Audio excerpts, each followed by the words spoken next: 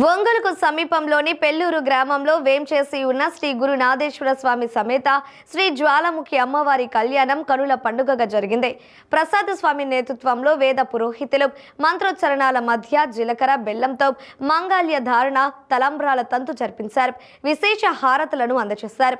ఈ కళ్యాణ మహోత్సవంలో ఒంగోలు శాసనసభ్యులు దామచల జనార్దన్ రావు, నాగ సత్యలత దంపతులతో పాటు వారి కుటుంబ సభ్యులు పాల్గొని ప్రత్యేక పూజలు చేశారు.